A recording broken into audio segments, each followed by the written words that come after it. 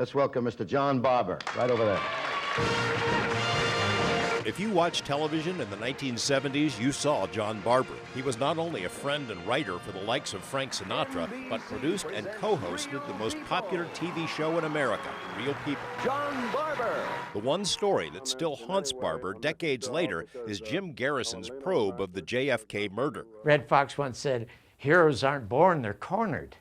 Well, I was cornered into the Garrison thing the same way Garrison was cornered into his investigation. Barber twice tried to get Garrison's story told to a wide audience. Both times he was thwarted. He ended up producing his own documentary based on the most intensive interview Garrison ever gave. Garrison came to focus on the assassination simply because so many of the key figures had operated in his city prior to the dark events of November 22nd. He studied the Warren Commission report, which put the sole blame on Lee Harvey Oswald. And nearly memorized it all and realized to believe the Warren report, you couldn't read it.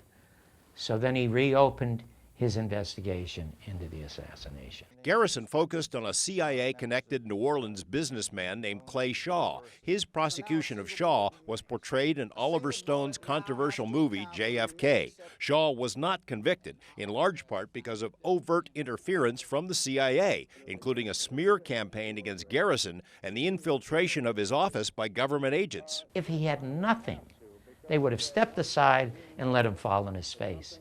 Instead, they spend 2 years throwing roadblocks in the way. Lee Harvey Oswald killed no one at all. John Kennedy was killed by a major force. The simplest way to describe it is a Central Intelligence Agency. Among the most compelling arguments developed by Garrison was the absurdity of the so-called magic bullet theory. Where it turns right, then left. More importantly, Garrison used the FBI's own files to prove that Oswald wasn't the shooter. The American tests would show whether or not you fired a rifle.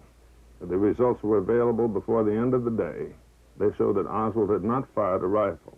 Barber says the mafia was involved, but only at the direction of those in the government who wanted Kennedy dead. If the federal government thought the mafia had killed John Kennedy, there wouldn't be a pizza parlor in America. He believes the plot has its roots in Las Vegas, 300 yards from where we taped our interview. It began when the CIA asked the late Robert Mayhew to recruit mobsters to kill Fidel Castro. Later, some of those same gangsters were tasked with the Dallas operation, he says.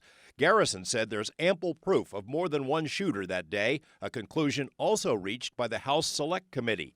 Of all his TV memories, Barber treasures his time with Jim Garrison. It was the most compelling, disturbing, thrilling, heartbreaking 3.5 hours to this day I've ever spent.